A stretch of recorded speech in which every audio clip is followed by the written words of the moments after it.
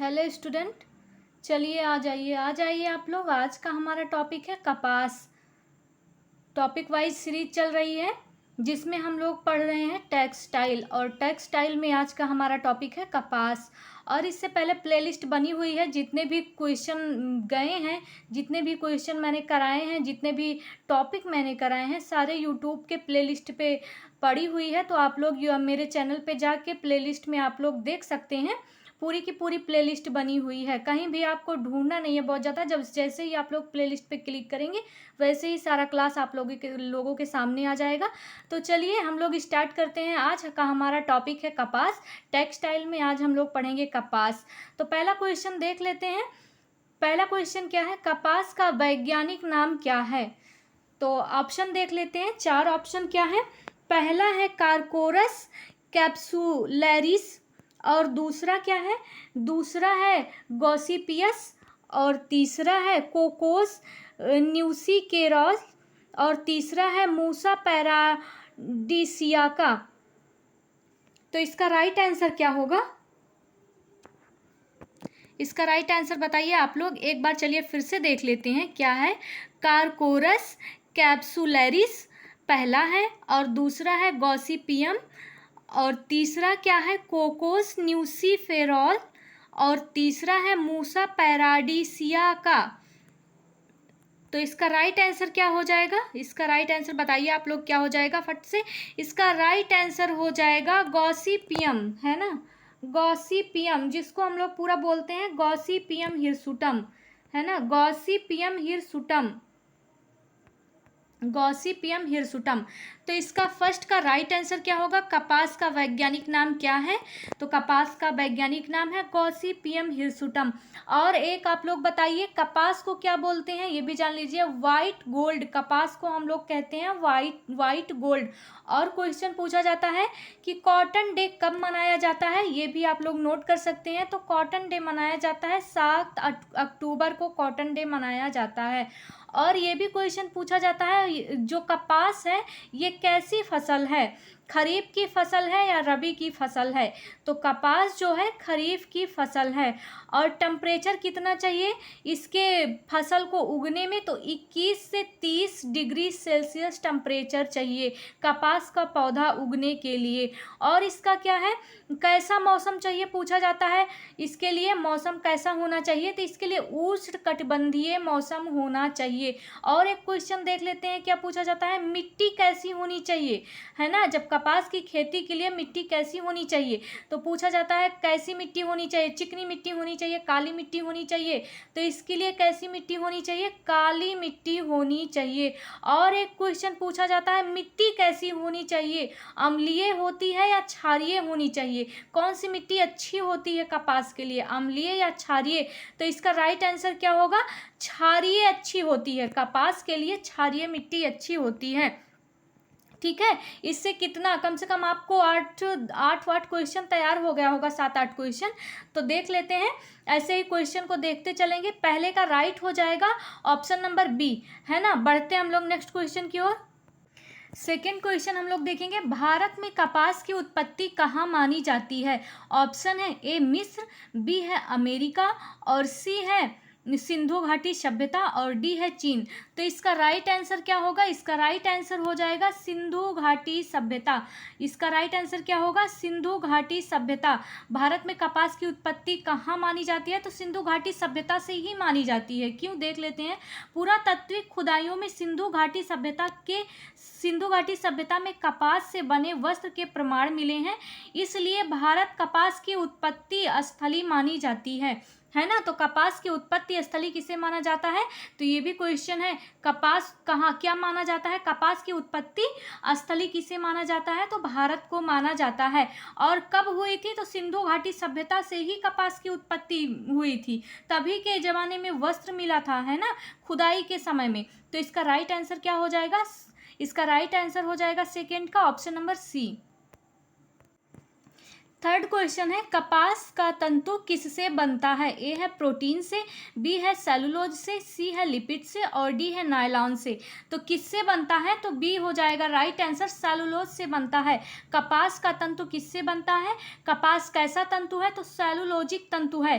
कपास एक प्राकृतिक सेलुलोजिक फाइबर है। इसमें 94 से 96% सेलुलोज पाया जाता है।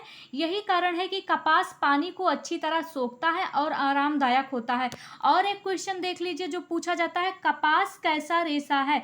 तो ये भी देख लीजिए, कपास पॉलीसैकेराइड रेशा है। इसको क्या कहते हैं? सेलुलोजिक रेशा भी कहते हैं कपास को, और पॉलीसैकेराइड रेशा भी कहते हैं। ठीक है, बढ़ते हम लोग नेक्स्ट क्वेश्चन की ओर। अगला क्वेश्चन है कपास तंतु मुख्य रासायनिक घटक कौन सा है? ऑप्शन देख लेते हैं। ए है 70 से 80% प्रोटीन, बी है 85 से 90% लिपिड्स और सी है 94 से 96% सेलुलोज और डी है 60 से 65% स्टार्च। तो इसका राइट आंसर क्या हो जाएगा? कपास तंतु का मुख्य रासायनिक घटक कौन सा है? तो इसका राइट आंसर हो जाएगा, इसका राइट आंसर क्या होगा? इसका राइट आंसर हो जाएगा ऑप्शन नंबर सी, 94 से 96% सेलुलोज पाया जाता है इसमें। और बाकी क्या 1% जो होता है उसमें क्या होता है? 4% मोम और पैक्टिन। बाकी 1% में 4% मोम, पैक्टिन, प्रोटीन और खनिज लवण पाया जाता है। ठीक है, तो कपास तंतु का मुख्य रासायनिक घटक कौन सा है? तो इसका राइट आंसर हो जाएगा 94 से 96% सेलुलोज। आगे क्वेश्चन है कपास के तंतु का क्रॉस सेक्शन, कटाव जिसे हम कहते हैं क्रॉस सेक्शन, कैसा होता है? तो ऑप्शन है ए गोलाकार, बी अंडाकार होता है, सी है सेमीनुमा बीन्स के आकार का होता है और डी है गुथे हुए नलिकाकार होता है। तो इसका राइट आंसर हो जाएगा सेमीनुमा बीन्स के आकार का होता है। कैसा होता है? सेमीनुमा बीन्स के आकार का होता है। या फिर हम कह सकते हैं वह कान के या किडनी के आकार का भी होता है ना। किडनी का आकार और बीन्स का आकार एक ही है, तो दोनों आएगा, कान के आकार का या किडनी के आकार का या बीन्स के आकार का, तो सही होगा। चाहे जो आ जाएगा ऑप्शन सही हो जाएगा आपका। तो कपास के तंतु क्रॉस सेक्शन कटाव कैसा होता है? तो सेमीनुमा यानी कि बीन्स के आकार का होता है। ठीक है, सूक्ष्मदर्शी से देखने पर कपास का कटाव यानी किडनी या बीन्स के आकार का दिखता है। ठीक, इसका राइट आंसर हो जाएगा 5 का ऑप्शन नंबर सी। आगे क्वेश्चन है कपास तंतु की लंबाई किस पर निर्भर करती है? ए है नमी व तापमान पर निर्भर करती है, बी है बीज की किस्म पर निर्भर करती है, सी है मिट्टी की उर्वरता पर निर्भर करती है और डी है उपर्युक्त सभी पर निर्भर करती है। तो इसका राइट आंसर हो जाएगा डी, उपर्युक्त सभी पर निर्भर करती है। कपास तंतु की लंबाई किस पर निर्भर करती है? उपर्युक्त सभी पर निर्भर करती है। नमी व तापमान, नमी भी होना चाहिए और तापमान भी अच्छा होना चाहिए। बीज की किस्म भी अच्छी होनी चाहिए, नहीं तो बीज उगेगा ही नहीं। मिट्टी की उर्वरता अच्छी होनी चाहिए, उर्वरता नहीं होगी तो बीज उगेगा नहीं, है ना। तो बात एक ही हुई। तो इसका राइट आंसर 6 का क्या होगा? राइट आंसर हो जाएगा उपर्युक्त सभी, राइट आंसर हो जाएगा। नेक्स्ट क्वेश्चन है कपास तंतु का विकास बीज की किस परत से होता है? ऑप्शन देख लेते हैं। ए एपिडर्मिस, बी एंडोस्पर्म और सी प्लाज्मा और डी कोटिलेडन। तो इसका राइट आंसर क्या हो जाएगा? इसका राइट आंसर होगा एपिडर्मिस। कपास का तंतु विकास बीज की किस परत से होता है? तो एपिडर्मिस से होता है। कपास का तंतु बीज की बाहरी त्वचा से निकलता है, तो इसका राइट आंसर हो जाएगा एपिडर्मिस, है ना। और कपास कैसा रेशा है? एक सेलुलोजिक रेशा है, पॉलीसैकेराइड रेशा है। और सेलुलोज में क्या क्या पाया जाता है? कार्बन, हाइड्रोजन व ऑक्सीजन के परमाणु से मिलकर बना होता है। जो सेलुलोज होता है कार्बन, हाइड्रोजन व ऑक्सीजन के परमाणु से मिलकर बना होता है। ठीक है, इसका राइट आंसर 7 का हो जाएगा ए। आगे क्वेश्चन है कपास तंतु की सतह कैसी होती है? ए है चिकनी होती है, बी है खुरदरी होती है और मरोड़दार होती है, सी है कठोर और चमकदार होती है, डी है फिसलनदार होती है।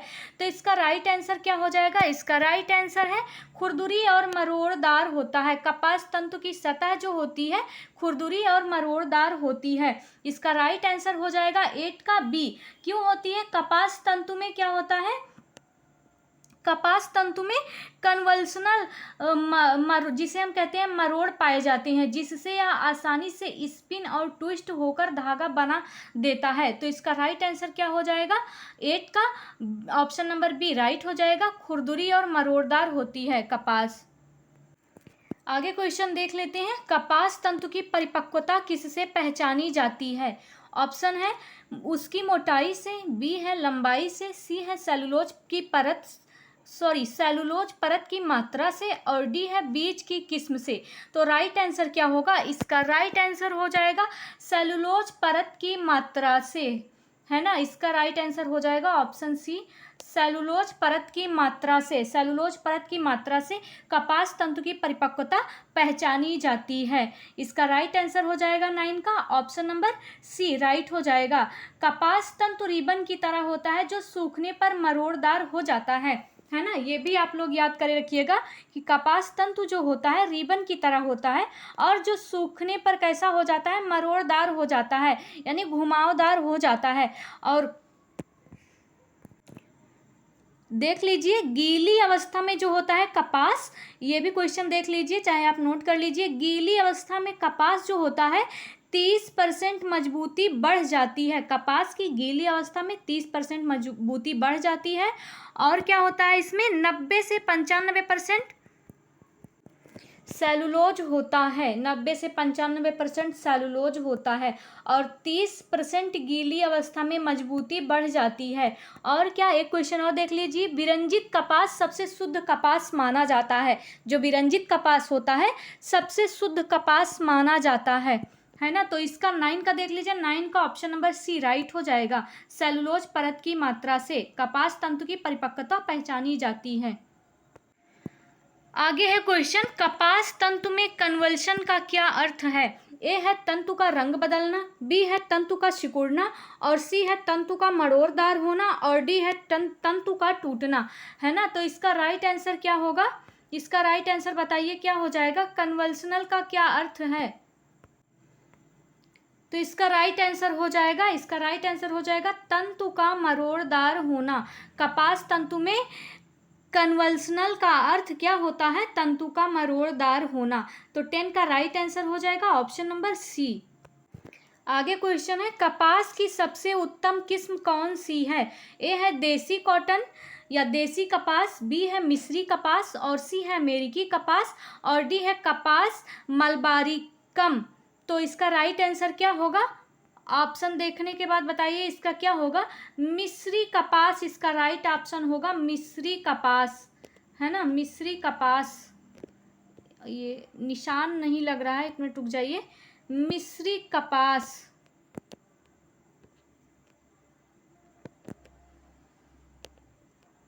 मिस्री कपास। कपास की सबसे उत्तम किस्म कौन सी है? तो राइट ऑप्शन हो जाएगा मिस्री कपास, जिसे हम कहते हैं इजिप्टियन कॉटन, है ना, इजिप्टियन कॉटन। तो 11 का राइट आंसर हो जाएगा ऑप्शन नंबर बी। आगे क्वेश्चन है, भारत में कपास उत्पादन में प्रथम राज्य कौन सा है? ऑप्शन देख लेते हैं। ए है उत्तर प्रदेश, बी है महाराष्ट्र, और सी है पंजाब, और डी है तमिलनाडु। तो भारत में कपास उत्पादन में प्रथम राज्य कौन सा है? तो इसका राइट आंसर हो जाएगा महाराष्ट्र। इसका राइट आंसर हो जाएगा महाराष्ट्र। महाराष्ट्र भारत का सबसे बड़ा कपास उत्पादक राज्य है। गुजरात और तेलंगाना इसके बाद आते हैं। तो गुजरात और तेलंगाना महाराष्ट्र के बाद आते हैं, प्रथम पे महाराष्ट्र आता है। और एक चीज बताइए, कपास की लंबाई कितनी होती है? तो कपास की लंबाई कितनी होती है, इसको आप लोग कमेंट करके बताइए। कपास की लंबाई कितनी होती है? आप लोग कमेंट बॉक्स में कमेंट करके बताइएगा कपास की लंबाई कितनी होती है ना। और क्या होता है, ये मैंने बताया क्वेश्चन। विरंजित कपास सबसे शुद्ध कपास माना जाता है। और कपास का जो होता है गंध कैसी होती है? कागज के जलने जैसी होती है। कपास की गंध कागज के जलने जैसी होती है ना। ये भी याद रखिएगा, पूछा जाता है। तो 12 का राइट आंसर क्या हो जाएगा? Option number B. आगे देखिए क्वेश्चन, कपास तंतु किस प्रकार का तंतु है? तो ऑप्शन देखिए। ए है प्राकृतिक प्रोटीन तंतु, और बी है प्राकृतिक सेलुलोजिक तंतु, सी है कृत्रिम तंतु, और डी है खनिज तंतु। तो इसका राइट आंसर क्या होगा? इसका राइट आंसर हो जाएगा प्राकृतिक सेलुलोजिक तंतु। कपास कैसा तंतु है? प्राकृतिक सेलुलोजिक तंतु है, कपास प्राकृतिक सेलुलोजिक तंतु है ना। और एक क्वेश्चन देख लेते हैं जो बनता है, भारत में सबसे पहले सूती मिल की स्थापना कब हुई थी।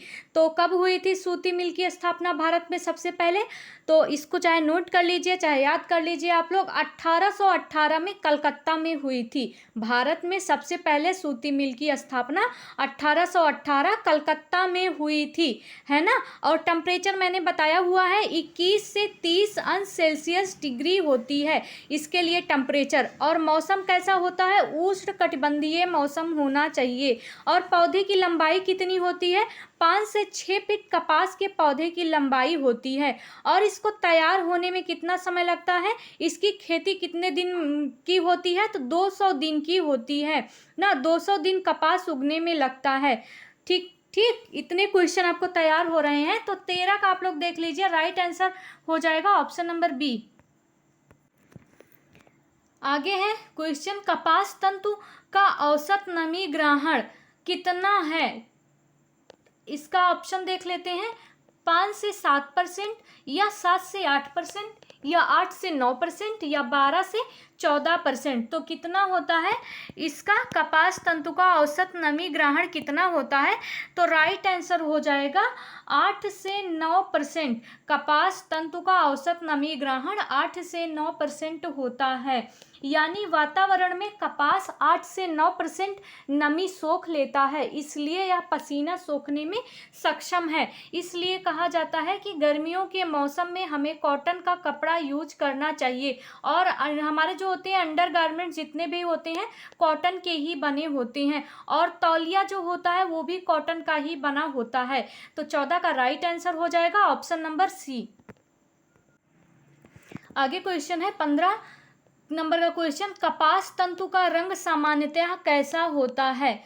तो ए ऑप्शन है काला होता है, बी है सफ़ेद से धूसर होता है, या सी है नीला होता है, या डी है लाल होता है।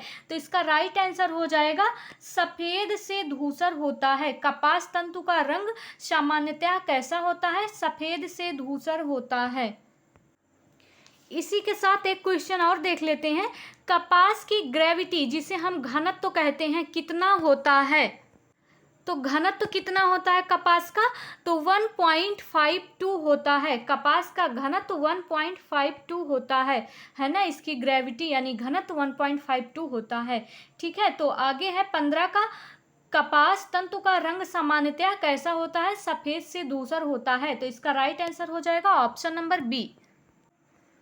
आगे क्वेश्चन है, कपास का जल धारण क्षमता कैसी होती है। ए है कम होती है, बी है अधिक होती है, सी है शून्य होती है, डी है बदलती रहती है। कपास की जल धारण क्षमता कैसी होती है, तो कपास की जल धारण क्षमता कैसी होती है, बहुत अधिक होती है ना। कपास पानी में बहुत अधिक सोख लेता है, इसी कारण तौलिया और अंडरगारमेंट्स में इसका उपयोग किया जाता है। इससे पहले भी मैंने बताया हुआ है, इसीलिए बनाए जाते हैं अंडरगारमेंट्स जो होते हैं। और जो टॉवेल होते हैं वो, और भी कहा जाता है कि कॉटन का कपड़ा हमें गर्मी के मौसम में अधिक से अधिक यूज करना चाहिए, ताकि हमारे शरीर का जो भी मतलब कि वेस्ट पदार्थ है, जो भी जैसे पसीना वगैरह है, तो क्या होता है कॉटन का कपड़ा उसे सोख लेता है।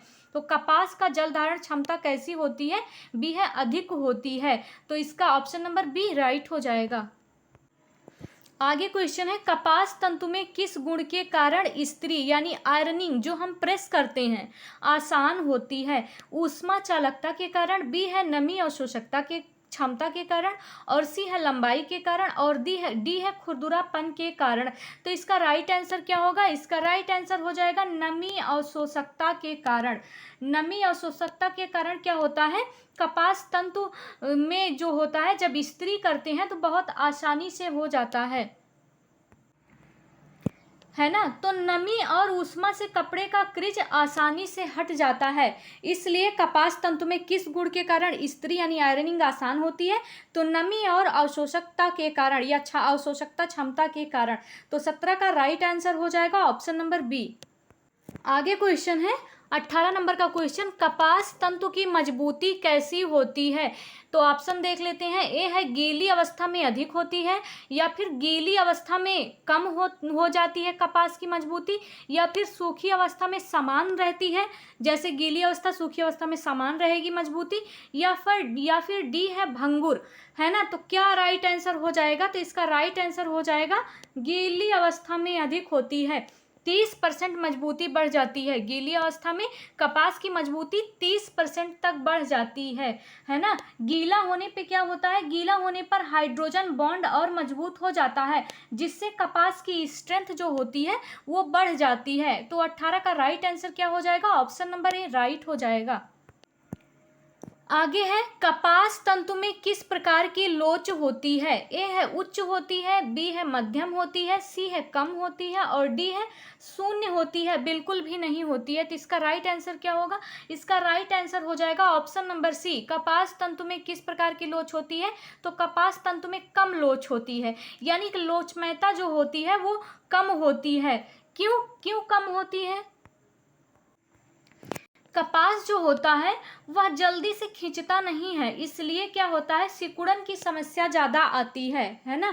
कपास तंतु में किस प्रकार की लोच होती है? तो सबसे कम होती है, और सबसे ज़्यादा किस में होती है? तो ये आप लोग कमेंट बॉक्स में कमेंट करके बताइए। लोचमयता, प्रतिस्कंदता और प्रत्यास्थता किस में सबसे अधिक होता है?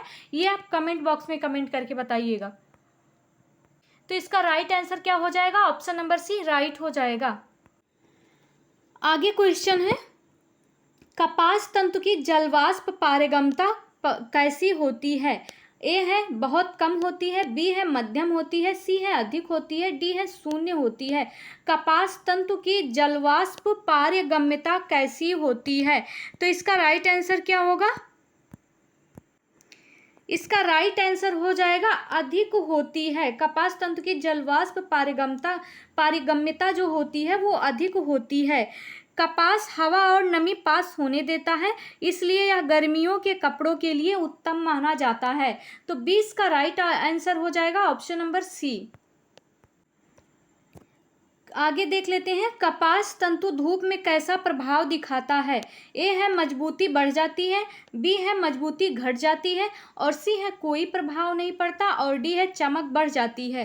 तो इसका राइट आंसर क्या हो जाएगा? इसका राइट आंसर हो जाएगा ऑप्शन नंबर ए। कपास तंतु धूप में कैसा प्रभाव दिखाता है? तो मजबूती घट जाती है। धूप में ज़्यादा देर तक अगर कपड़ा पड़ा रहेगा जो कॉटन का होता है तो उसकी मजबूती क्या होती है? घट जाती है, उसकी मजबूती में कमी आ जाती है। लंबे समय तक धूप में रखने से सेलुलोज टूटने लगता है और कपड़ा कमजोर हो जाता है।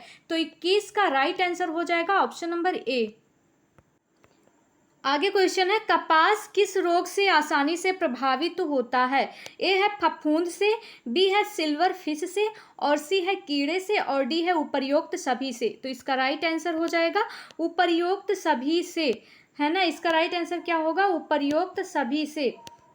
कपास जो होता है फफूंद भी लगता है कपास में, और सिल्वर फिश एक प्रकार का कीड़ा होता है वो भी लगता है, और कीड़े भी लगते हैं। तो इसका राइट आंसर क्या हो जाएगा?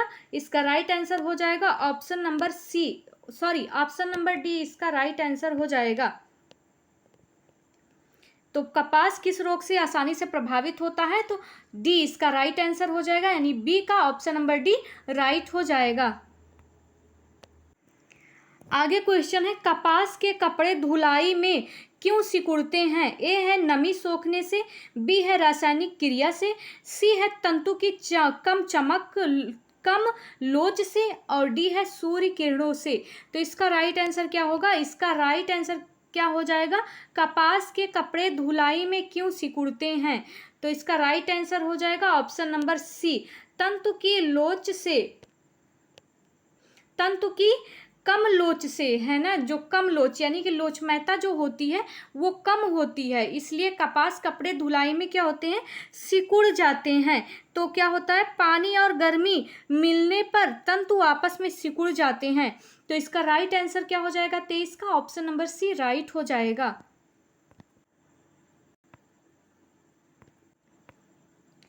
कपास तंतु का परिपक्व व्यास कितना होता है? तो 12 से 20 माइक्रोन होता है। कपास तंतु का परिपक्व व्यास 12 से 20 माइक्रोन होता है। तो 24 का आंसर बी राइट हो जाएगा। बढ़ते हम लोग नेक्स्ट क्वेश्चन की ओर। आगे क्वेश्चन है 25 नंबर का, कपास तंतु की औसत लंबाई कितनी होती है? 5 से 10 मिलीमीटर, और है 15 से 60 मिलीमीटर, और सी है 100 से 200 मिलीमीटर, और डी है 300 मिलीमीटर। तो इसका राइट आंसर हो जाएगा 15 से 60 मिलीमीटर। कपास तंतु की औसत लंबाई कितनी होती है? 15 से 60 मिलीमीटर होती है कपास तंतु की औसत लंबाई। तो 25 का ऑप्शन नंबर बी राइट हो जाएगा। लंबा तंतु जो होता है ज़्यादा मजबूत धागा देता है, और जो छोटा तंतु होता है जिसे हम स्टेपल फाइबर कहते हैं, और लंबे तंतु को क्या कहते हैं? फिलामेंट फाइबर, और छोटे तंतु को स्टेपल फाइबर। तो जो स्टेपल फाइबर होता है उससे कपड़े जो होते हैं खुरदुरे और रुक्ष बनते हैं, और जो क्या होता है, फिलामेंट फाइबर होता है, उससे कपड़े जो होते हैं मजबूत बनते हैं। आगे क्वेश्चन है, कपास तंतु किस कारण से आसानी से रंगे जाते हैं? ए है तंतु की सतह चिकनी होने से, बी है तंतु की सतह में ट्विस्ट और पोरोसिस होने से, और सी है तंतु में प्रोटीन अधिक होने से, और डी है तंतु का रंग सफेद होने से। तो इसका राइट आंसर क्या हो जाएगा? इसका राइट आंसर हो जाएगा तंतु की, ऑप्शन नंबर बी होगा इसका राइट आंसर। तंतु की सतह में ट्विस्ट और पोरोसिस होने से, है ना। कपास तंतु किस कारण आसानी से रंगे जाते हैं? तो तंतु की सतह में ट्विस्ट और पोरोसिस होने के कारण आसानी से रंगे जाते हैं। यानी कि सतह की जो होती है, सतह की पोरोसिटी और ट्विस्ट के कारण डाई जो होती है, डाई मॉलिक्यूल्स जो होते हैं आसानी से अंदर घुस जाते हैं, इसलिए कपास तंतु आसानी से रंगे जा सकते हैं। तो 26 का राइट आंसर हो जाएगा option number B. Next question है, कपास के धागे किस प्रकार का एहसास कराते हैं? चिकने और चमकदार, बी है नरम और आरामदायक, सी है कठोर और खुरदुरे, डी है भारी और गर्म। तो इसका राइट आंसर हो जाएगा नरम और आरामदायक। कपास तंतु जो होते हैं नरम और आरामदायक एहसास कराते हैं। कपास के धागे नरम और आरामदायक एहसास कराते हैं। ठीक है, तो 27 का राइट आंसर हो जाएगा ऑप्शन नंबर बी। क्वेश्चन है, कपास तंतु का प्रमुख दोष क्या है? इसका राइट आंसर क्या होगा? क्वेश्चन फिर से देख लेते हैं एक बार। कपास तंतु का प्रमुख दोष क्या है? तो ए है आसानी से जलना, बी है जल्दी सिकुड़ना, और सी है फफूंद से नष्ट होना, और डी है उपर्युक्त सभी। तो इसका राइट आंसर हो जाएगा उपर्युक्त सभी। आसानी से जलता भी है, जल्दी सिकुड़ता भी है क्योंकि कॉटन है, और फफूंद से नष्ट होता है। सेलुलोजिक जगत के जितने भी रेशे होते हैं उनमें फफूंद लगता है, ये क्वेश्चन भी याद रखिएगा आप लोग। तो फफूंद से नष्ट होता है, ये भी सही है। जल्दी सिकुड़ता है, ये भी सही है। आसानी से जलता है, ये भी सही है। तो ऑप्शन नंबर डी राइट हो जाएगा। तो आंसर 28 का हो जाएगा ऑप्शन नंबर डी राइट। आगे क्वेश्चन है, कपास का उद्योग में सबसे अधिक उपयोग किस रूप में होता है? रस्सी बनाने में, बी है वस्त्र निर्माण में, सी है गद्दा भरने में, और डी है रासायनिक प्रयोग करने में। तो इसका राइट आंसर क्या होगा? वस्त्र निर्माण में। राइट आंसर हो जाएगा वस्त्र निर्माण में। तो वस्त्र निर्माण में क्या होता है? कपास का उद्योग में सबसे अधिक उपयोग किस रूप में होता है? तो वस्त्र निर्माण में होता है। तो इसका बी राइट आंसर हो जाएगा ऑप्शन नंबर बी। आगे क्वेश्चन है 30 नंबर का क्वेश्चन, और आज का ये लास्ट क्वेश्चन है। कपास तंतु की ज्वलनशीलता कैसी होती है? ए है धीरे धीरे जलता है, राख छोड़ता है, बी है पिघल कर टपकता है, तो बिल्कुल भी नहीं भाई। सी है गंधक जैसी गंध आती है, और डी है जलने पर कठोर गोला बनता है। तो इसका राइट आंसर क्या होगा? इसका राइट आंसर हो जाएगा ए, धीरे जलता है और राख छोड़ता है। और इससे संबंधित क्वेश्चन भी आप लोग देख लीजिए। कागज जो होता है कैसी गंध, गंध जो होती है कागज की, जब ये जलता है कपास तो कैसी गंध देती है? तो ये कागज के जलने जैसी गंध देती है। कपास जो होता है कागज के जलने जैसी गंध देती है। और रंग जो होता है इसका, जब जल जाता है तो उसकी राख कैसी होती है? धूसर ग्रे कलर का होता है, जिसे कहते हैं हल्का भूरा। हल्के भूरे कलर का, जिसे हल्का भूरा या धूसर ग्रे है ना कलर का होता है। और क्या होता है, इसकी राख कैसी होती है, तो इसकी राख फुरफुरी हल्की सी होती है। और इसकी लौ कैसी होती है, जब जलता है तो लौ कैसी निकलती है, तो इसकी लौ जो होती है पीली और लाल निकलती है। तो इसको भी देख लीजिए, लौ जो होती है, पीली लौ जो होती है वो ऊपर की तरफ होती है, और जो इसकी लाल लौ होती है वो नीचे की तरफ होती है। नीचे की तरफ से जब ये जलता है ऊपर की तरफ, जैसे आपने देखा होगा जलते हुए, तो नीचे जो होता है डार्क रेड कलर का होता है, उसके बाद धीरे धीरे ऊपर जो होता है वो कैसा होता है, वो येलो कलर का हो जाता है ना। तो इसको याद रखिएगा आप लोग। गंध कागज के जलने जैसी होती है, रंग धूसर ग्रे जिसे हल्का भूरा कहते हैं, और राख फुरफुरी हल्की होती है, लौ पीली और लाल होती है, ऊपर पीली होती है नीचे लाल होती है। ठीक है, तो इतना क्वेश्चन आज का तैयार हुआ, और 30 का क्वेश्चन आप लोग देख ही रहे हैं, तो ऑप्शन नंबर ए इसका राइट हो जाएगा। तो आपको ये वीडियो कैसी लगी, क्वेश्चन आज के कैसे लगे, कमेंट में कमेंट करके जरूर बताइए। वीडियो को लाइक कीजिए, चैनल को सब्सक्राइब कीजिए।